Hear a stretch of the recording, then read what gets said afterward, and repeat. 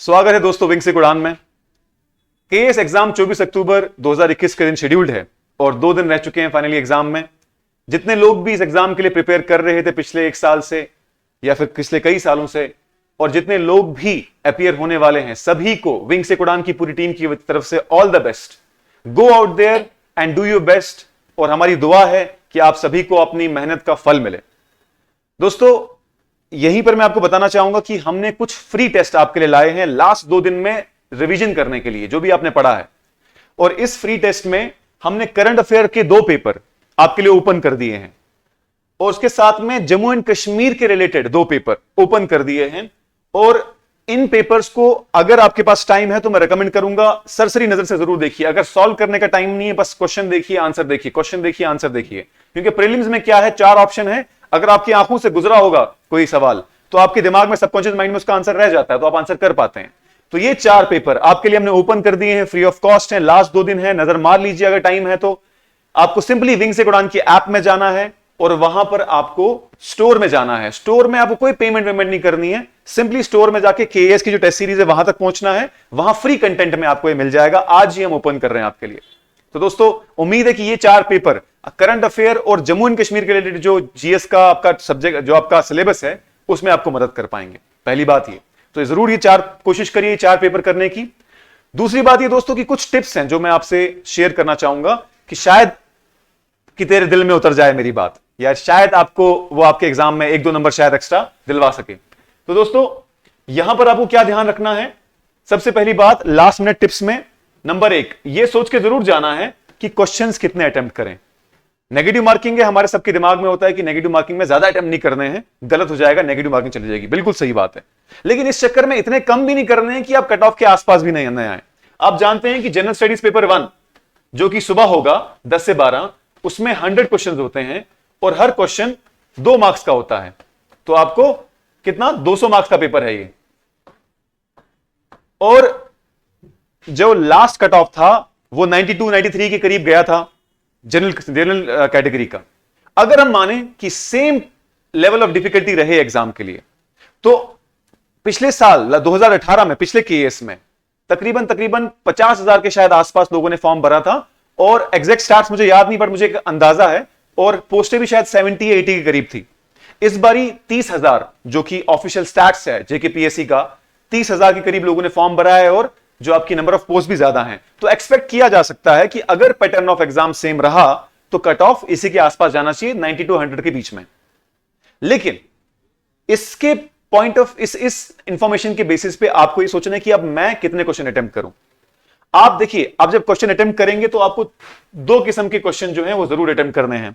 एक तो वो जिसका डायरेक्ट आपको आंसर आता है, जो श्योर शॉट है, तो नंबर 1 जो है जिसमें आप सीधे सीधे आपको आंसर पता है। और दूसरे किस्म का क्वेश्चन होगा जिसमें आप एटलीस्ट 2 ऑप्शन को एलिमिनेट कर पाए। कितने? एटलीस्ट 2 ऑप्शन को एलिमिनेट कर पाए। आपने क्वेश्चन पढ़ा, 4 ऑप्शंस देखे, फिर आपने देखा कि हाँ ये और ये तो नहीं हो सकता, इन 2 में से आंसर है। ऐसा होता है ना, जिन लोगों ने क्वेश्चन पेपर प्रैक्टिस किया होगा उनको पता चला होगा कि 2 ऑप्शन एलिमिनेट होते हैं। तो एक तो वो क्वेश्चन जो आपको श्योर शॉट आते हैं, ये तो करोगे ही करोगे। ये तकरीबन 20 से 30 हो सकते हैं आपके पहले गो में। जब आप पहली बार पेपर पढ़ेंगे तो 20, 30, 40 के करीब ही इतने क्वेश्चन होंगे जो आपको डायरेक्ट आते होंगे। बाकी क्वेश्चन ऐसे होंगे जिसमें आप 2 ऑप्शन एलिमिनेट कर पाओगे और 2 ऑप्शन रह जाएंगे। तो मेरे हिसाब से इन दोनों क्वेश्चंस को आपको जरूर करना चाहिए। जिनमें 2 ऑप्शन एलिमिनेट हुए हो वो तो पक्का करना चाहिए। थोड़ा बहुत रिस्क तो लेना है और एजुकेटेड गेस लगाना है, तो एजुकेटेड गेस, ये हवा में तीर नहीं। आपने पढ़ा हुआ है कहीं, आपको एजुकेटेड गेस लगाना है, एलिमिनेशन मेथड को फॉलो करना है। तो दोस्तों, जहां तक बात की जाए, अगर एग्जाम का पैटर्न सेम रहा, डिफिकल्टी लेवल सेम रहा जो कि 2018 का था, तो 90-100 के बीच में कट ऑफ जाएगा। तो आपको 100 का टारगेट लेके चलना है कि 100 मार्क्स मेरे आने चाहिए। तो आप एग्जाम में जब जाएंगे और एग्जाम में जब आप पेपर कर चुके होंगे, आपने वो क्वेश्चन कर ली जो आपको डायरेक्ट आते हैं। तो लेट अस से आपके डायरेक्ट क्वेश्चन 30 थे, तो आपके मतलब 60 मार्क्स डायरेक्ट बन गए। अब आपको 40 मार्क्स की और जरूरत है। इस 40 मार्क्स के लिए आपको और क्वेश्चन करने ही पड़ेंगे। तो on an average general category के स्टूडेंट के लिए मुझे लगता है कि 70+ क्वेश्चन तो करने ही करने हैं, क्योंकि नेगेटिव भी जाएंगे काफी सारे। जो आप 2 ऑप्शन एलिमिनेट करके अटेम्प्ट करेंगे उनमें सारे तो सही जाएंगे नहीं। तो हो सकता है कि 10 अगर आपने ऐसे क्वेश्चन किए जिसके आपने 2 ऑप्शन एलिमिनेट किए थे, उसमें से 5 सही जाए, 5 गलत जाए। तो इसीलिए आपको 70+ क्वेश्चन करना है अगर लेवल सेम रहा। और अगर लेवल बहुत आसान आ गया अगर आसान पेपर आ गया, पता चल जाता है इंसान को, एग्जामिनेशन में बैठ के आपको पता चल जाता है एग्जाम आसान है, फिर आपको नंबर ऑफ क्वेश्चन ज्यादा इंक्रीज करने, 80 प्लस या 90 तक कोशिश करनी जाने की, अगर एग्जाम आसान आया। अगर एग्जाम डिफिकल्ट आया, सेम लेवल का आया जैसे लास्ट टाइम आया था मीडियम लेवल का, फिर आपको 70-80 के आसपास क्वेश्चन अटेम्प्ट करने चाहिए। लेकिन ये मैं जनरल बता रहा हूं, हर किसी का अपना तरीका होता है। कई लोगों का जो आपकी एक्यूरेसी ज्यादा होती है, यानी जो आप क्वेश्चन अगर आप 70 करोगे तो 60 आपके सही जाएंगे। जिन लोगों की एक्यूरेसी ज्यादा अच्छी है, और वो कैसे पता चला होगा, जो पिछले दिनों आपने टेस्ट सीरीज की होंगी, जिन लोगों की एक्यूरेसी अच्छी है उनको ज्यादा क्वेश्चन अटेम्प्ट करने की जरूरत नहीं पड़ती। क्यों? क्योंकि उनके मैक्सिमम सवाल सही जाते हैं। लेकिन जिन लोगों की एक्यूरेसी कम होती है, जिन लोग फॉर एग्जांपल 70 क्वेश्चन किए तो 20-30 आपके गलत गए, उन लोगों को नंबर ऑफ क्वेश्चन ज्यादा अटेम्प्ट करने पड़ते हैं। तो आप अपनी कैटेगरी खुद देख लीजिए कि आप किस कैटेगरी में आते हैं, एक्यूरेसी ज्यादा सही है या फिर आपके नंबर ऑफ क्वेश्चन ज्यादा गलत जाते हैं। जिन लोगों के ज्यादा गलत जाते हैं उनको ज्यादा अटेम्प्ट करने चाहिए, और जिन लोगों के कम गलत जाते हैं उनको कम अटेम्प्ट करने चाहिए। सीधा लॉजिक है। तो ये एग्जाम में टेंशन में ये नहीं छोड़ना, नहीं मैंने 40, मुझे 40 ही आता तो मैं 40 ही करके जाऊंगा, तो 40 का मतलब आपको 80 मार्क्स आ गए, तो आप वैसे ही लिस्ट से बाहर हो अगर पिछले साल कंपेयर करें तो। इसीलिए बहुत सोच समझ के नंबर ऑफ क्वेश्चंस देखने हैं, 70 प्लस ही जाएं जनरल कैटेगरी के स्टूडेंट्स, मुझे लगता है। तो बाकी ये जो मैं आपको बता रहा हूं ये एक सजेशन है, इसको एज अ रूल मान के मत चलना, अपने हिसाब से फाइनली आपको इंप्लीमेंट करना है। I am just telling you some tips जो शायद आपके काम आ सके। अगली बात क्या है दोस्तों, अगली चीज ये है कि जो आपका एलिमिनेशन मेथड वो क्या है। कई बार क्या होता है, आप सवाल पर देखते हो उसमें ऑप्शन होते हैं 1 2 3 4। अब नीचे आंसर क्या होता है, A 1 2 3, B 1 and 2 only, C 2 and 3 and 4 only, D 3 and 4 यानी 2 3 and 4 ओनली। अब इस किस्म के ऑप्शन में जनरली इतना लंबा क्वेश्चन बनाया हुआ होता है इनने कि देख के लगता है कि यार बाद में पढ़ेंगे। लेकिन ऐसे अक्सर जिनमें मल्टीपल स्टेटमेंट्स होते हैं, यही वो सवाल होते हैं जहां पर आप 2 ऑप्शन एलिमिनेट कर पाते हो, क्योंकि इनमें से कोई ना कोई एक आप ऐसे आइडेंटिफाई जरूर कर लेते हो जो गलत होता है। तो आप उसको मान लो मैंने तीसरा जो स्टेटमेंट दिया था सवाल, मैंने माना कि गलत है, मुझे पता चल गया गलत दिया हुआ इनने, तो मैंने उसको क्रॉस किया। अब देखो 3 यहां पर भी है, इस ऑप्शन में भी है, 3 इस ऑप्शन में भी है और इस ऑप्शन में भी है, तो बिना बाकी स्टेटमेंट जाने भी आप सवाल कर पाए, क्योंकि इस तरीके से ऑप्शन अरेंज थे कि पहले में भी ए ऑप्शन में भी 3 था, बी ऑप्शन में भी 3 था, सॉरी सी ऑप्शन में भी 3 था और डी ऑप्शन में भी 3 था, सिर्फ बी ऑप्शन में 3 नहीं था। तो जब आपने इंश्योर कर लिया कि ऑप्शन नंबर 3 जो है वो श्योर शॉर्ट गलत है, तो आपने क्रॉस किया, एलिमिनेट कर दिया। इसको कहते हैं एलिमिनेशन मेथड। तो ज्यादा एक्यूरेट आंसर अक्सर एलिमिनेशन मेथड से ही आता है। तो जो सवाल आपको देख के भी लगे ना कि पता नहीं क्या लंबा चौड़ा सवाल लिखा हुआ है, तो उसको ये देख के छोड़ मत देना, उसको पूरा पढ़ लेना, उसको पूरा पढ़ लेना और उस पढ़ने के बाद एलिमिनेशन करने की कोशिश करना। ये एलिमिनेशन मेथड बहुत फायदा देगा आपको अगर आपको इस्तेमाल करना आया तो। और अक्सर इंसान इस टैलेंट को डेवलप करता है जब आप प्रीवियस ईयर क्वेश्चन पेपर या फिर साथ में आप क्या जो है टेस्ट सीरीज कर रहे होते हो। अगली चीज क्या है दोस्तों, जो प्रीवियस ईयर सवाल पे है क्वेश्चन पेपर्स हैं केएएस के और आईएएस के, इनको जरूर नजर मारिएगा। बहुत प्रोबेबिलिटी होती है कि पुराने पेपरों में से क्वेश्चन रिपीट हो जाएं या फिर एटलीस्ट उनसे इंस्पायर्ड हो जाएं। तो एटलीस्ट 5 साल, पिछले 5 साल के केएएस के पेपर और एटलीस्ट 5 साल पिछले 5 साल के आईएएस के पेपर जरूर देख के जाइए और आंसर की लगा के जाइए। अगर आप सॉल्व करने का टाइम नहीं है, क्वेश्चन देखो आंसर देखो, क्वेश्चन देखो आंसर देखो, बहुत प्रोबेबिलिटी है कि क्वेश्चन पेपर रिपीट होगा। ठीक है, ये भी आ गया। और लास्ट मोमेंट पे अगर आपको आखिरी टाइम पे कोई चीज देखनी है, करंट अफेयर अगर आपने नहीं पढ़ा है बिल्कुल भी या करंट अफेयर कम पढ़ा है, छोड़ा हुआ है, तो अगर पिछले 5 साल के पेपर का एनालिसिस लेंगे आप केएएस के, तो उनने इसमें जरूर स्पोर्ट्स के रिलेटेड कुछ ना कुछ पूछा है। जैसे कि पिछले साल सवाल आया था कि कॉमनवेल्थ गेम्स 2022 में कहां होने वाले हैं। इसी तरीके से टोक्यो ओलंपिक्स, इस बार यहां पर टोक्यो ओलंपिक्स टोक्यो में हुआ था, अगला कहां होने वाला है, एशियन गेम्स कहां होने वाली हैं। तो ये जो छोटी सी किताब नहीं मिलती है मार्केट में 20-30 रुपए की, 50 रुपए की, उस किताब को जो स्पोर्ट्स का सेक्शन खोल के नजर मार लो एक बारी, अगर आपने करंट अफेयर नहीं पढ़ा, अगर पढ़ा हुआ तो फिर कोई जरूरत नहीं। इसके साथ साथ में ये जरूर फिल्म अवार्ड्स वगैरह के बारे में पूछ लेते हैं अक्सर, जैसे कि भाई दादा साहिब फाल्के अवार्ड किसको मिला है ना, नेशनल अवार्ड किसको मिला, बेस्ट फीचर फिल्म किसको मिला, तो वो भी एक लिस्ट मिल जाएगी आपको उसी 50 रुपए वाली जीएस की किताब में, उसको नजर मार लो। तो अक्सर ये रिपीट हो जाता है जरूर सवाल। पिछले 3-4 साल के अगर केएस सवाल देखोगे तो लगातार क्वेश्चन रिपीट हुए हैं, स्पोर्ट्स पे भी और अवार्ड्स पे भी, तो नजर मार लो इनको।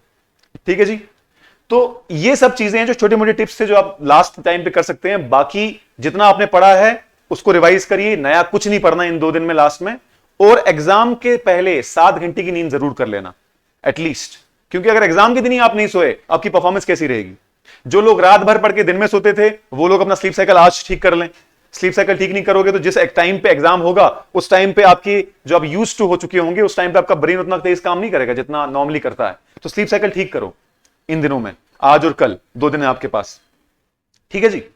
अब हम बात करते हैं सीसैट की, जीएस पेपर 2 जो कि 2 से 4 बजे के करीब होगा। अब सीसैट में आपको टिप्स तो नहीं है लेकिन एक किस्म से आपका प्रेशर जो है रिलीव हो जाएगा इससे, अगर आप ये करोगे तो। देखो आपके पास 80 क्वेश्चंस हैं, हर क्वेश्चन 2.5 मार्क्स का है और आपके पास टाइम है 2 घंटे यानी 120 मिनट।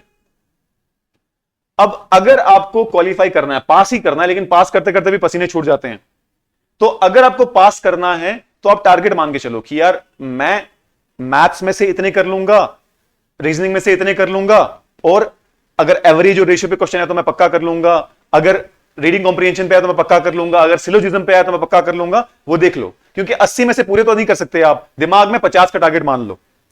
लेट अस से आपने 50 का टारगेट रख दिया कि मुझे 50 ही करने हैं, तो इन 50 में से मैं प्रीवियस क्वेश्चन पेपर देखूं कि कौन कौन से सवाल में फोकस करूं मैं। जो सवाल फॉर एग्जांपल अगर आपको लगता है डाटा इंटरप्रिटेशन मुश्किल है मेरे लिए, मेरे से सवाल नहीं होते हैं, वो उसको देखते ही छोड़ दो। अपना फोकस उन्हीं 50 सवालों पे रखो, जैसे कैलेंडर पे, सिलोजिज्म पे, रीडिंग कॉम्प्रिहेंशन पे, डाइस एंड क्यूब पे। ये सवाल आसान है और आ भी जाते हैं। और दूसरा टारगेट ये रखो कि आप पहले हाफ में यानी पहले घंटे में एटलीस्ट 30 सवाल का टारगेट रखो, यानी हर सवाल के लिए आपको 2 मिनट मिलेगा, है ना। 60 मिनट हैं, 30 सवाल कर लो। अगर पहले घंटे में आपने 30 सवाल कर लिए, फिर आपका अगला घंटा थोड़ा लेस स्ट्रेस गुजरेगा। अगर पहले घंटे में आपने 20 सवाल तक ही किए, 15 किए, 25 किए, फिर आपको टेंशन हो जाएगी यार अगले घंटे में पूरा कर भी पाऊंगा नहीं कर पाऊंगा, क्योंकि पहला घंटा आपका क्या है, वो थोड़ा मेंटली आप फ्रेश हो, आप अभी भी ब्रेक लेके आए हो 2 घंटे की, तो पहला घंटा आपका अच्छा गुजरेगा, माइंड फास्ट काम करेगा। 1 घंटे बाद थोड़ा माइंड स्लो काम करने लगेगा। इसलिए बेटर ये है कि फर्स्ट हाफ में 50 में से 30 क्वेश्चन जरूर कर लो। तो उससे क्या होगा, आपका अगला जो घंटा है उसमें 20 ही सवाल करने हैं। अब आपको पता है मेरे पास एक सवाल के लिए 3 मिनट हैं, क्योंकि अगले 1 घंटे में आपको 20 ही करने हैं। तो इससे क्या होगा आपका, अगर आप पहले 1 घंटे को थोड़ा ज्यादा टाइम दे दोगे और अगले 1 घंटे में आपके दिमाग में ही रहेगा हो अब खत्म होगा पेपर कि नहीं होगा, खत्म होगा कि नहीं होगा, क्योंकि सीसैट में तो यही है। ऐसा नहीं कि क्वेश्चन किसी से सॉल्व नहीं होगा, बस टाइम खाता है सीसैट बड़ा। नंबर दूसरी चीज, अक्सर ऐसा होता है कि आपको कोई सवाल आता है और आप करने की कोशिश करते हो, लेकिन उस टाइम में टाइम बहुत लग जाता है उस सवाल में, 5 मिनट लग जाते हैं, 6 मिनट लग जाते हैं। आप टेंशन में होते हो कि इतना टाइम लगा दिया, अब मुझे सॉल्व करना ही करना है। ये गलती मत करना। 2, 3, 4, 5 मिनट अगर किसी को लगे फिर भी सवाल नहीं निकला, छोड़ो और आगे बढ़ो। अगर उस क्वेश्चन में फंसे रह गए फिर आप अंडर प्रेशर आ जाओगे, टेंशन में रहेगा 10 मिनट तो मैंने एक ही सवाल पे वेस्ट कर दिए। तो अगर 5 मिनट मैक्सिमम हो गया, लगे वो नहीं निकला, छोड़ दो, आगे बढ़ो, फंसे मत रह जाओ उस सवाल पे। और सीसैट दोस्तों लाइटली मत लेना। अक्सर इंजीनियर्स लाइटली लेते हैं और मैक्सिमम उन्हीं का खराब जाता है, मैंने अपने स्टूडेंट्स में देखा है। इंजीनियर्स थोड़े ओवर कॉन्फिडेंट होते हैं, हमें तो आता है हम कर लेंगे, और उन्हीं का गलत होता है। तो बहुत ध्यान से, जिन लोगों ने अभी भी सीसैट को ध्यान नहीं दिया, हल्की सी नजर मार लो, जिनको पता है कि मेरा अच्छा है लेकिन फिर भी प्रीवियस ईयर एक जो 2018 का सीसैट है वो जेकेपीएससी की वेबसाइट पे अवेलेबल है, उसको डाउनलोड करो, उसको अटेम्प्ट कर लो एक बारी, जस्ट एक अंदाजा लग जाएगा किस तरीके का पेपर होने वाला है। बाकी दोस्तों, बाकी तो आपने पढ़ाई की है, आपको बाकी तो पता ही है, ये जस्ट कुछ माइन्यूट चीजें थी जो मैं आपको बताना चाहता था। तो ऑल द बेस्ट, उम्मीद है कि आपका पेपर बहुत अच्छा जाएगा। और अगर किसी को लग रहा है कि रिवीजन नहीं हो रही, टाइम बहुत कम है, तो किसी की रिवीजन पूरी नहीं हो पाती है, कोई भी ऐसा नहीं है। कोई बहुत लिमिटेड लोग होंगे जो बहुत रिवीजन पूरी कर पाते होंगे, लेकिन मैक्सिमम लोगों की रिवीजन पूरी नहीं हो पाती है। सब उसी जगह पर है जिस जगह पर आप हो, सब उसी नाव में तैर रहे हैं। इसीलिए दोस्तों, जस्ट बी कॉन्फिडेंट, एक दिन पहले बी स्टेबल, टेंशन लेने की जरूरत नहीं है। आप जितनी मेहनत आपने करनी थी कर ली, एग्जाम के दिन थोड़ा स्टेबल रहना ताकि आपकी परफॉर्मेंस अच्छी जाए, और नींद अच्छे से करना। ऑल द बेस्ट दोस्तों, अब उम्मीद है कि आप कामयाब होंगे। Thank you so much.